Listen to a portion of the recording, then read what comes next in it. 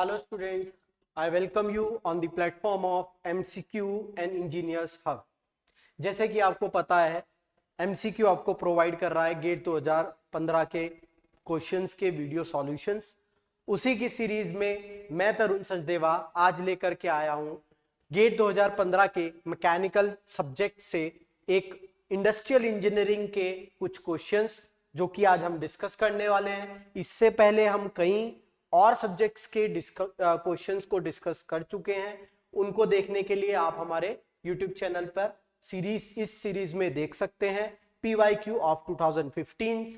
ठीक है, तो आज जो हम इंडस्ट्रियल इंजीनियरिंग पे क्वेश्चन डिस्कस करने वाले हैं, चलते हैं पहले क्वेश्चन पे, देखते हैं क्या कहता है।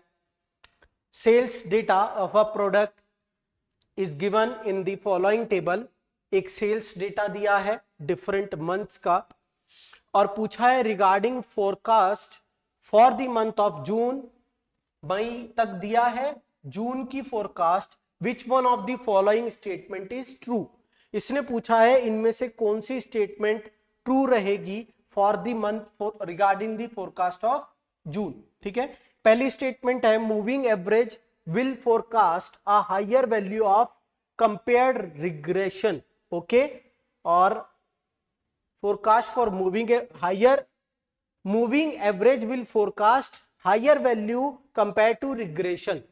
अब regression जो होता है वो एक ऐसा प्रोसेस है जिसमें हम ट्रेंड को फॉलो करते हैं और उसके हिसाब से हम जो अगला फोरकास्ट है, अगली जो वैल्यू है उसको फोरकास्ट करते हैं। जैसा ट्रेंड शो करता है वैसे फोरकास्ट करते हैं। अगर आप इसके ट्रेंड को देखें तो 10, 11, 16, 19, 25 मतलब ट्रेंड क्या जा रहा है, बढ़ता हुआ। तो जो जून की वैल्यू आएगी, जो भी वैल्यू आएगी by the regression it should be higher than the 25 value. ठीक है, तो जो जून की वैल्यू आएगी वो क्या होनी चाहिए, 25 से ज्यादा होनी चाहिए। और मूविंग एवरेज की अगर मैं बात करूंगा तो इन तीनों का मूविंग एवरेज कितने का है, will be forecast higher value. अच्छा, मूविंग एवरेज तो क्या होता है कि हम मूव करते हुए एवरेज लेते हैं। इनमें से पीछे जितने भी डेटा का एवरेज लोगे तो वो किससे कम होगा, 25 से तो कम ही होगा। क्योंकि अगर आप 19 और 25 को ऐड करके भी इसका एवरेज निकालें तो ये 25 से तो कम आएगा, है ना। तो इसका मतलब जो मूविंग एवरेज फोरकास्ट करेगा वो लोअर वैल्यू करेगा कंपेयर टू रिग्रेशन। तो ये स्टेटमेंट क्या हो गई, गलत हो गई। higher the value of order n greater will be the forecast value of moving average। इसमें कह रहा है कि higher the value of order n the greater will be forecast of moving average। Moving average में n क्या होता है, कितने ईयर का हम मूविंग ले रहे हैं। मतलब अगर इसको लेंगे 3, फिर किसको 2, पहले 2 फिर 3 फिर 4, तो इसमें कह रहा है कि जितना हायर n लेते जाएंगे उतना हमारे पास बढ़ता जाएगा। जबकि आप देख रहे हो इसको बढ़ाओगे वैल्यू कम है तो आप देखेंगे कि एवरेज क्या पाएंगे, वो कम पाएंगे। ठीक है, तो ये स्टेटमेंट भी गलत हुई। Exponential smoothing will forecast a higher value compare to regression.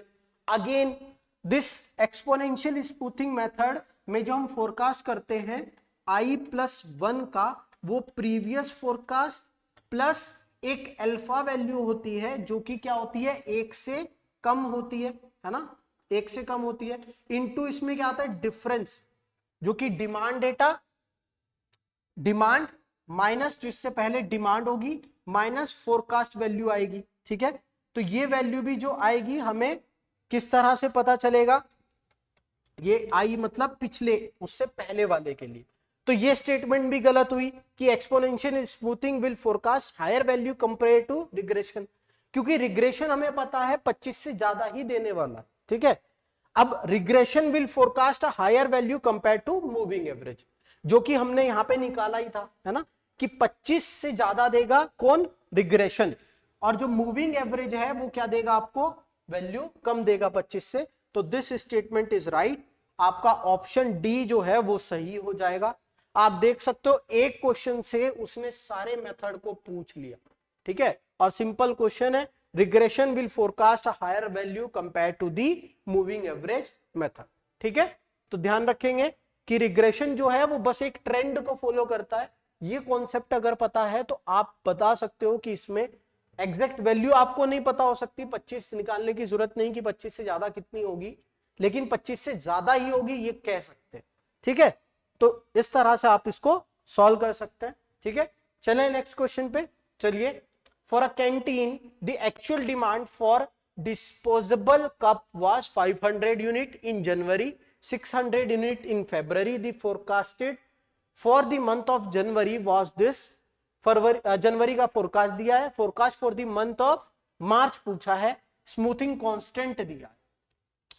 तो अगर मैं यहां पे लिखूं जैन की बात और उसके बाद फेब और देन मार्च, ठीक है, तो हम बात करते हैं कि जनवरी में उसने क्या दिया है हमारे को डिमांड, तो डिमांड दी है ये 500 है, और फरवरी में डिमांड दी है दैट इज 600, सॉरी हाँ 600, this is 500 then this is 600।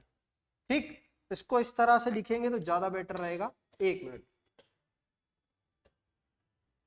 एक बस देखिए यहां पे क्या आएगा आपका मंथ यानी कि Jan, then Feb, then March. इसने जैन का डिमांड दिया है दैट इज 600, फेब का जैन का डिमांड दिया है 500 दैट इज 500, देन 600। ठीक है, डिमांड जनवरी का दिया है 500 और फरवरी का दिया है 600, और the forecast for the month of January यानी कि फोरकास्ट की वैल्यू किसके लिए दी है, इसके लिए, जनवरी के लिए, और पूछा क्या है मार्च की फोरकास्ट क्या होगी। ठीक है, मार्च की फोरकास्ट हमारे पास क्या आएगी। ठीक है, कोई नहीं, हमको बताए कि F plus I is equal to F I plus alpha into D I minus F I. I represent कर रहा है पहले इस मंथ को, और आई प्लस 1 मतलब उससे आगे का month, Jain plus 1 Feb, Jain plus 2 मार्च। ठीक है, तो ये किसकी आएगी, फैब की फोरकास्ट अगर मैं निकालूं तो क्या आएगी, जनवरी की फोरकास्ट प्लस 0.75 इंटू 100, यही हो जाएगा है ना, इन दोनों का डिफरेंस दैट इज 100, तो 400 और 75 ये कितना हो गया 475। ठीक है, तो फैब की फोरकास्ट आ गई 475, ये कितना आ गया 475। निकालनी इसकी है, अगेन फॉर्मूला लगाइए, मार्च की आ जाएगी, मार्च की आ जाएगी कितनी 475 है ना, F I plus 2 475 plus 0.75 into 600 minus 475, 600 minus 475, इसको कैलकुलेट करेंगे तो you get the final answer है ना, आपके पास फाइनल आंसर आ जाएगा, कितना आएगा 0.75 इंटू 600 माइनस 475 प्लस 475, तो this will comes out to be 568.75। अब क्योंकि ये आंसर फीडिंग का क्वेश्चन है, ठीक है, तो कंफ्यूज मत होइएगा, सिंपल यही आंसर यहां पे डायरेक्टली पुट कर दीजिएगा, इसको आगे 569 करने की भी जरूरत नहीं है। ठीक है, 568.75 रेंज इसी के बीच में आएगा। ठीक है, क्लियर है, चलिए नेक्स्ट क्वेश्चन पे चलते हैं। नेक्स्ट क्वेश्चन है an annual demand of a product is 50,000 unit, okay, the ordering cost is 7,000 पर order, considering the basic economic order quantity model the economic order quantity is 10,000। ठीक है, when the annual inventory cost is minimized, ये inventory कब बताइए, ये inventory कब है हमारे पास, जब when the annual inventory cost is minimized।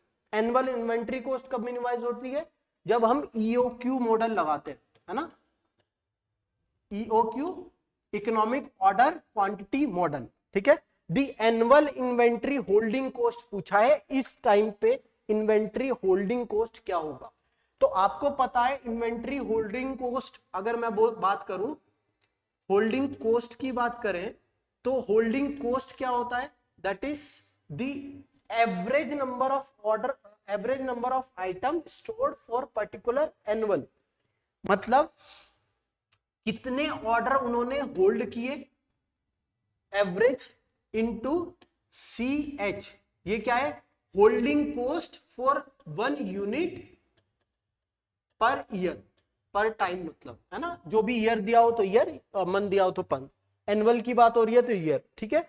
तो ये पर यूनिट होल्डिंग कॉस्ट है और ये एवरेज नंबर ऑफ यूनिट है जो हमने होल्ड किए होंगे। तो अब ये Q की वैल्यू इकोनॉमिक ऑर्डर क्वांटिटी होता है, इसको निकाल लेंगे 2D CO बाय CH, ठीक है, डिवाइड बाय 2 डिमांड, D क्या होता है, डिमांड, दैट इज 50,000, ठीक है, CO होल्डिंग कॉस्ट 7,000 और ये कितना आ गया CH यहां से निकालना है, CH हमारे पास है नहीं, यही निकालना है। और यहां पर हमको इकोनॉमिक ऑर्डर क्वांटिटी दी है, वो कितनी है 10,000, ठीक है। तो यहां से आप CH की वैल्यू फाइंड आउट कर लीजिएगा। CH की वैल्यू फाइंड आउट करेंगे, कितना आएगा, निकालते हैं, 1 minute, that is square divide by 2 into 50,000 into 7,000, ठीक है, डिवाइड बाय 10,000 का स्क्वायर, तो ये आपके पास आ गई 7 रुपीज, ठीक है, 7 rupees per unit per year, ये इसकी यूनिट होती है। ध्यान रखिएगा कई बार इसमें दिक्कत हो जाती है, ठीक है, किसी ना किसी क्वेश्चंस में जिसमें होल्डिंग कॉस्ट दी रहती है, तो इसको आप कैलकुलेट कर लीजिए, ये कितना हो गया 10,000 दिया है हमको, डिवाइड बाय 2 इंटू 7, तो ये कितना हो जाएगा 35, ठीक है, यही हो जाएगा 5, हाँ ठीक है, तो ये इसका आंसर आ जाएगा रुपीस, ठीक। अच्छा, एक तो ये तरीका हो गया इसको कैलकुलेट करने का, एक तरीका और हो सकता है, अगर किसी ने इस तरह से कैलकुलेट किया है तो ये भी सही है, आंसर ये आएगा। और एक तरीका और हो सकता है कि हम जब इकोनॉमिक ऑर्डर क्वांटिटी की बात करते हैं तो इकोनॉमिक ऑर्डर क्वांटिटी जो होती है उस टाइम पे हम कंसीडर करके चलते हैं, या फिर ये जो कॉन्सेप्ट कहता है EOQ मॉडल, at EOQ the holding cost is equal to the carrying cost, उसी पॉइंट पे जिस पे होल्डिंग कॉस्ट और कैरिंग कॉस्ट इक्वल हो जाती है, यानी कि जो होल्डिंग कॉस्ट है ये किसके बराबर हो जाएगी, दी ऑर्डरिंग कॉस्ट, सॉरी कैरिंग और होल्डिंग कॉस्ट तो सेम ही होता है, होल्डिंग कॉस्ट किसके बराबर, ऑर्डरिंग कॉस्ट, ठीक है, क्योंकि ऑर्डर जितने ज्यादा बढ़ाओगे उतनी ऑर्डरिंग कॉस्ट हमारी क्या होती है, कम होती है। होल्डिंग कॉस्ट जितने ऑर्डर बढ़ेंगे, जितने ज्यादा होंगे, जितनी ज्यादा क्वांटिटी क्यू बढ़ेगी, होल्डिंग कॉस्ट हमारी बढ़ेगी। तो ये दोनों जब एक दूसरे के इक्वल हो जाते हैं उस पॉइंट पे मिनिमम ऑर्डर क्वांटिटी हमको मिलती है, यही EOQ मॉडल है। तो यहाँ पे बस आपको होल्डिंग कॉस्ट निकालने की जरूरत है नहीं, ये निकालने की जरूरत नहीं पड़ेगी आपको। ऑर्डरिंग कॉस्ट क्या है, ऑर्डरिंग कॉस्ट क्या होती है हमारी, the number of order that is D by Q into the ordering cost of one order, ये क्या है, CO is ordering cost of one order, D दिया है हमको, वो कितना है 5, 50,000, ठीक है, और Q दिया है दैट इज 10,000 इंटू CO दिया है 7,000। तो यहां से अगर आप निकालेंगे तो ये आपका जो आंसर आएगा दैट इज दिस 35, ठीक है। तो ये जो आंसर आया दिस इज इक्वल, और ये एक ही स्टेप में हो गया, इतनी सारी कैलकुलेशन की जरूरत नहीं, कॉन्सेप्ट पता होगा तो holding cost is equal to ordering cost, ordering cost निकालने के लिए सब कुछ दिया है, 50,000 डिवाइड बाय 10,000 दैट इज 7,000, तो आप वैल्यू फाइंड आउट करेंगे then you will get the that is 35,000। Clear है, ये इसकी पूरी होल्डिंग कॉस्ट आ जाती है। चलिए नेक्स्ट क्वेश्चन पे चले, सेशन अच्छा लग रहा हो तो प्लीज लाइक कर दीजिएगा, ठीक है। A manufacturer has the following data regarding a product, fixed cost दी है, variable selling price, production capacity, if the production is carried out at 80% of rated capacity. क्या दिया है? 80% रेटेड कैपेसिटी पे आपका प्रोडक्शन कैरी हो रहा है। Then the monthly profit is what? Monthly profit कितना होगा रुपीज में बताना है। अब कैपेसिटी प्रोडक्शन कितनी है? 1500। तो एक्चुअल प्रोडक्शन की अगर मैं बात करूं तो वो कितना हो रहा होगा भाई? ये प्रोडक्शन कैपेसिटी है, 80% इसकी ये चल रही है। तो 1500 का 80% अगर मैं निकालूंगा, 1500 का 80% मैं निकालूंगा तो ये प्रोडक्शन हमारी एक्चुअल में हुई होगी, और ये कितनी हो जाएगी? 1200। भाई 1500 का 80% कितना हो गया? 1200। ठीक है। तो अब इसने पूछा है इतनी कैपेसिटी यूनिट प्रोड्यूस करने पे उसको कितना मंथली प्रॉफिट हो रहा है। और आपको पता है अगर प्रॉफिट की बात की जाए तो प्रॉफिट कहां से आएगा? एक तो कितना उसने सेल किया, ठीक है, सेल कितना किया? जितना प्रोडक्ट बनाया होगा, ठीक है। तो अगर मैं इसको x बोल दूं तो x इंटू इसका सेलिंग प्राइस, कितना सेलिंग प्राइस है पर यूनिट का, तो ये तो टोटल उसने बेच के पैसे उसके पास आए होंगे, माइनस उसने कितना खर्चा किया। खर्चा वेरिएबल कॉस्ट रहती है जो कि एक सॉरी फिक्स कॉस्ट है जो कि फिक्स्ड है, तो वो तो एक्स पे डिपेंड नहीं करेगी। ये फिक्स कॉस्ट क्या होती है? जो कि नंबर ऑफ यूनिट आप कितनी बना रहे हो, प्रोडक्शन जितना भी कर रहे हो उस पे डिपेंड नहीं करेगी। मशीन आ गई तो जितनी फिक्स आ गई, यानी कि जो फिक्स कॉस्ट है वो हमेशा फिक्स रहेगी। तो फिक्स कॉस्ट माइनस कर दीजिए, माइनस वेरिएबल कॉस्ट, ये यूनिट जितनी बनाओगे उतना चेंज होगा, तो प्लस एक्स इंटू वी, बस यही प्रॉफिट होगा। तो आप x लीजिएगा, x क्या है? That is 1200। 1200 यहां से s माइनस वी कर देता हूं, s कितना है? 300, v कितना है? 200, तो 300 माइनस 200, ठीक है। x कॉमन लिया, s minus v, s selling price और v that is fixed cost हो गया हमारे पास 50,000, ठीक है। ये 50,000 हो गया, तो इसको कैलकुलेट करोगे तो you will gate 70,000 rupees, that is the profit of this production system, ठीक है। 1200 इंटू 100 तो 1,20,000, 1,20,000 में से 50,000 गए तो 70,000, ठीक है। तो ये आपका आंसर आ जाएगा। इसमें आपको ब्रेक इवन पॉइंट का भी कॉन्सेप्ट लगता है, ठीक है। ब्रेक इवन क्वांटिटी निकालिए, ब्रेक इवन क्वांटिटी निकालिए, फिर ब्रेक इवन क्वांटिटी से देखिए कितनी ज्यादा क्वांटिटी 1200 बनाई, ब्रेक इवन क्वांटिटी कितना था, उतने पे तो कोई प्रॉफिट होगा नहीं, नो प्रॉफिट नो लॉस। जितना भी होगा उससे ऊपर पे होगा, जितना उससे ऊपर पे होगा वो सेलिंग प्राइस होगा, 300 से मल्टीप्लाई करेंगे तो you will get the answer.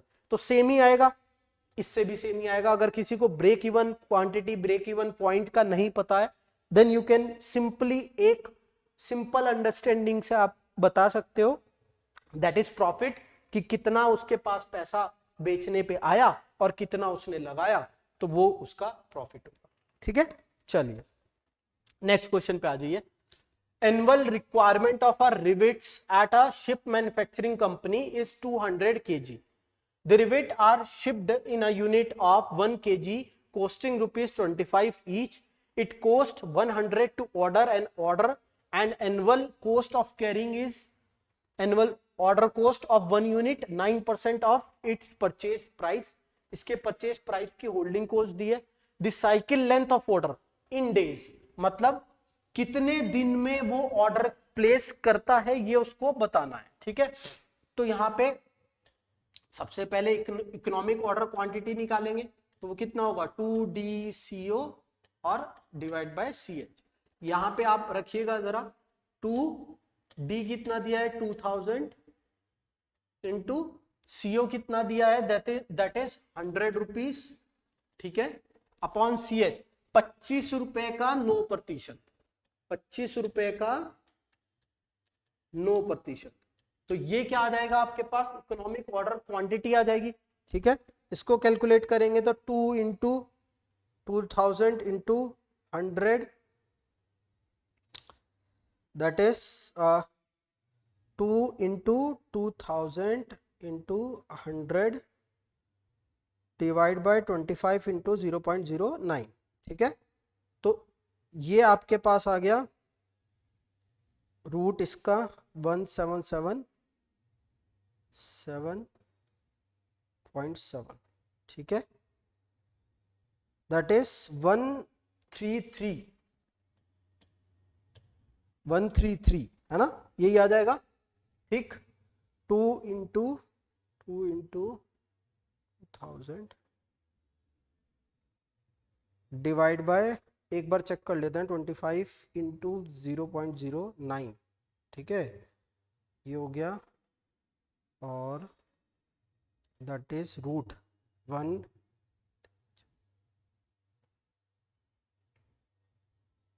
ये आपका आ जाएगा,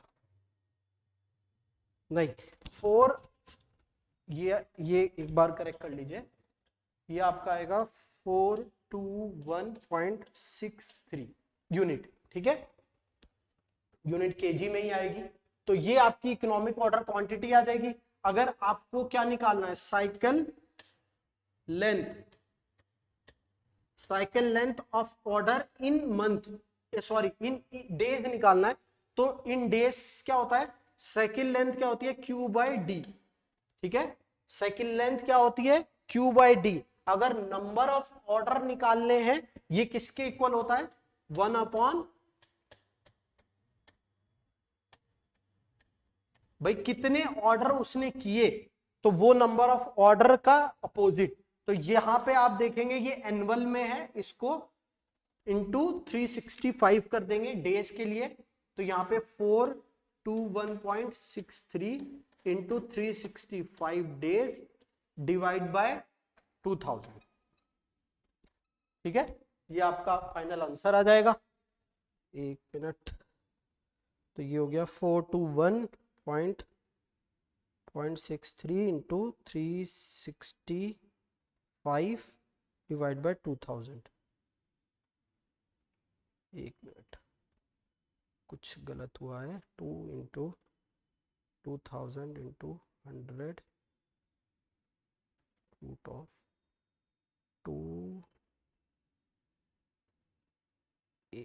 2 into 2000 into 100 divide bye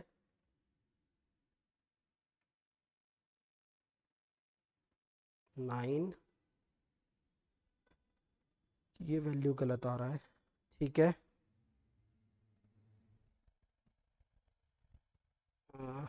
into ये आ रहा है 133.33 और into 365 divide by 2000, that is 263 days. कुछ तो गलत हो रहा है इसमें, 2 into 2000 into ordering cost is 100 and 25 each into 9%, 0.02, तो यहाँ पे root of 2 into 2000 so divide by 25 into 0.09, okay this, ठीक है, यही है, इंटू 365 डिवाइड बाय 2000, ठीक है, ये सही है, दैट इज 76.94 डेज, ठीक है, जो day cycle of the days आएगी दैट विल बी 76 पॉइंट, यही है। देखिए क्यों निकालेंगे, then you will get the value 421.63, ठीक है, साइकिल ऑफ द लेंथ मतलब कितने डेज में, कितने डेज के बाद वो ऑर्डर को प्लेस करेगा, उसका formula Q by D, Q हमने निकाल लिया, इंटू 365 इसलिए किया है क्योंकि उसने किस में पूछा है, सॉरी उसने किस में पूछा है, डेज में, ठीक है, किस में पूछा है, डेज में, तो ये डेज के लिए है, ठीक है, डिवाइड बाय डी 2000, तो ये जो वैल्यू आएगी 76.94 डेज में आएगी, ठीक है, this will be the final answer. Clear है, चलिए नेक्स्ट क्वेश्चन पे आ जाइए, ज्यादा टाइम लग गया है ना, चलिए फटाफट करेंगे। For the linear programming problem maximum is this subjected to these equation. Linear programming का है, बताना है कि इन चारों में से क्या होगा। इक्वेशन को लीनियर प्रोग्रामिंग में हम क्या ले लेते हैं, इसका अगर हम पॉइंट निकालेंगे तो क्या आएगी, x1 दैट इज -9/2 और 0, एक कोऑर्डिनेट ये आएगा और दूसरा कोऑर्डिनेट क्या आएगा 0 और 3, है ना, ये आएगा 0 और 3। इसके कोऑर्डिनेट निकालिए जरा, ये आएंगे -20 0 और इसके कोऑर्डिनेट आएंगे दैट इज 0 और 4। ठीक है, ये लेस देन इक्वल्स टू का साइन है और ये इक्वेशन में मोर देन इक्वल्स टू का साइन। अच्छा, ये वैल्यू माइनस में है दोनों x1 की, तो मैं थर्ड कोऑर्डिनेट सेकंड कोऑर्डिनेट बना देता हूं, है ना। इधर आप -x1 लीजिएगा, ये x2, तो अगर ड्रॉ करेंगे तो 9/2 यानी कि 4.5 के आसपास, 9/2 0 और 0 एंड 3, ये एक लाइन हो गई। ठीक है, ये कौन सी लाइन हो गई हमारी, पहले वाली फर्स्ट लाइन, है ना, फर्स्ट लाइन। देन हमारे पास दूसरी लाइन में दूसरे पेन से ड्रॉ कर देता हूं, -20 एंड 4 कुछ समथिंग अगर यहां आता है 0 एंड 4, ये वैल्यू आ गई।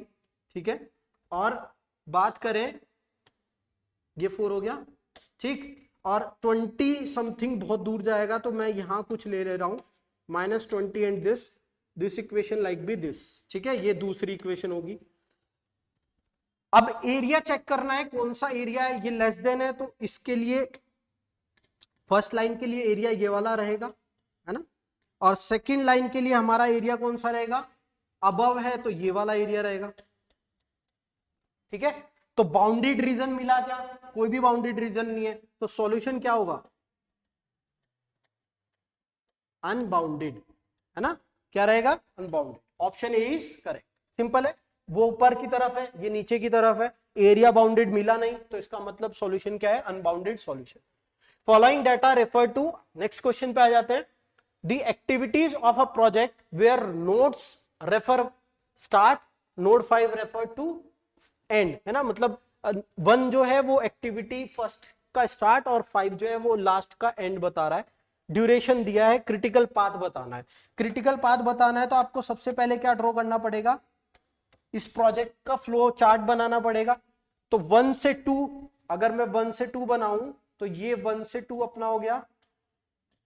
ठीक है, 1 to 2, देन 2 to 3, 2 to 3 ये लीजिए, 2 to 3, देन 4 to 3, 4 to 3, 4 अभी पिक्चर में कहीं भी नहीं है ना, 4 से 3 भी निकल रहा है लेकिन 4 पिक्चर में नहीं है, लेकिन अगले में ही देखेंगे 1 to 4, 1 to 4 है, तो 1 to 4 बना देता हूं मैं, ये लो 1 to 4, ठीक, और 4 to 3 हमें पता है, इसने इससे पहले में बोला था, 4 to 3, 2 to 5, 2 to 5 एक नेक्स्ट बनेगा, 2 to 5, देन 3 to 5, 3 से भी 5 है और 4 से भी 5 है, इसका मतलब 3 से भी 5 है और 4 से भी 5, तो ये आपका पूरा फ्लो चार्ट आ गया।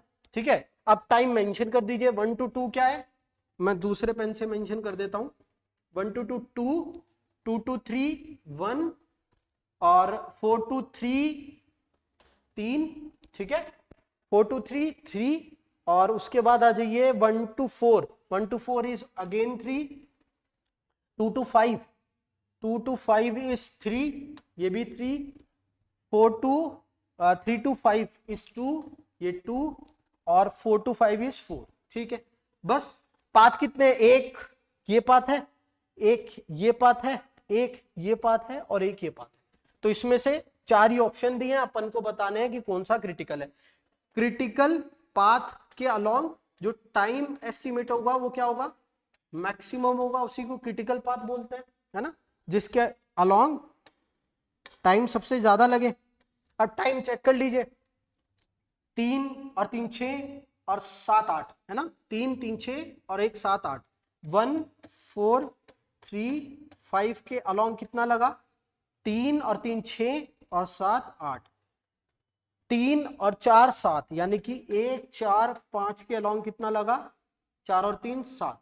ठीक है, 1 2 3 4, 2 2 4 और 1 5, 1 2 3 5, ये कितना लगा 4, 1 2 5, 2 और 3 5, 1 2 5 5। ठीक, ऑप्शन देख लीजिए, सबसे ज्यादा 1435, 1435, तो बी ऑप्शन हमारा करेक्ट हो गया। 1435, 1435, 8 यूनिट टाइम इसमें लग रहा है, मैक्सिमम टाइम जिसमें लगेगा वही क्रिटिकल पाथ है, तो ये हमारा आंसर हो जाएगा। क्लियर है? अच्छा, इस पे अपना एस्टिमेशन आप EI LJ ये सब मत निकालिएगा, early start time, latest finish time, छोटा सा पाथ है तो आराम से आप कैलकुलेट कर सकते हैं। ठीक है, चलिए नेक्स्ट क्वेश्चन क्या है हमारे पास? नेक्स्ट क्वेश्चन है हमारे पास दैट इज,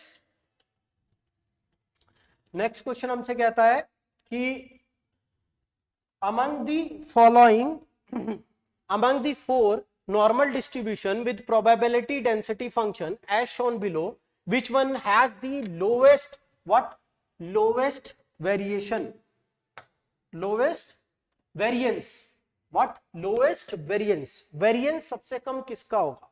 variance अगर बताऊं,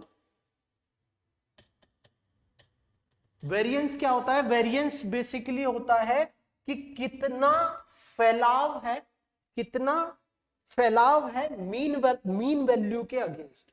मतलब कोई आपके पास मीन वैल्यू होगी, ये कोई मीन वैल्यू है, उससे जो डेटा है आपका कितना फैला हुआ है, जितना ज्यादा फैला हुआ होगा उतना वेरिएंस ज्यादा होगा, जितना कम फैला हुआ होगा उतना वेरिएंस कम होगा। किसके अबाउट? मीन वैल्यू के अबाउट। ठीक है, तो वेरिएंस क्या होगा? मीन वैल्यू के अबाउट फैलाव, मतलब इसको हम क्या बोलते हैं? डिस्पर्शन। डिस्पर्शन मतलब द फैलाव कितना ज्यादा है, डिस्पर्शन कितना ज्यादा है, तो उसको हम क्या बोलेंगे? वेरिएंस। किसका सबसे ज्यादा दिख रहा है? ये मीन वैल्यू है, इसके अबाउट जो जितना ज्यादा फैला हुआ उसका वेरिएंस उतना ज्यादा, जो कम फैला हुआ उसका कम, तो इसका कितना होगा? Lowest.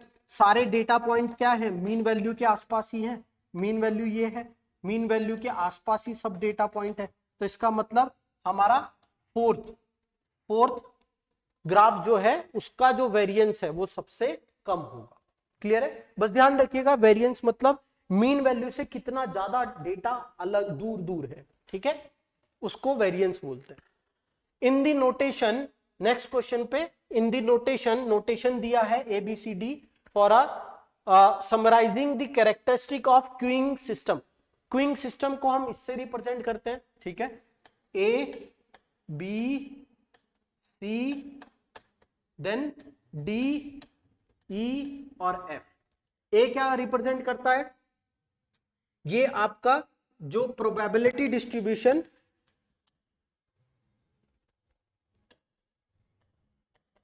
Probability distribution of what?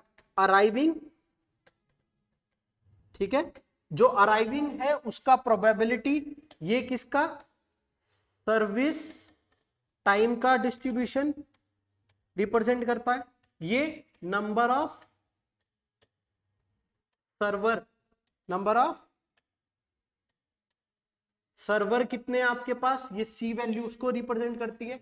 D की अगर बात करें तो D हमारा क्या है कि सर्विस पैटर्न क्या है, मतलब आप जो उसको क्यूइंग, जो क्यू आ रही है उसमें जो सर्विस दे रहे हैं उसका पैटर्न क्या है, यानी कि उसका डिसिप्लिन क्या है, तो ये उसको डिसिप्लिन को रिप्रेजेंट करता है। ठीक है, क्या डिसिप्लिन है उसका? First come first serve, last come first serve, इस तरह से। और E जो है हमारा वो रिप्रेजेंट क्या करता है?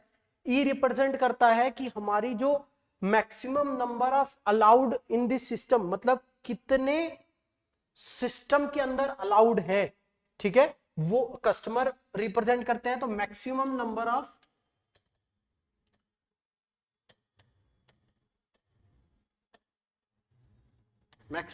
Of customer allowed. और F क्या है?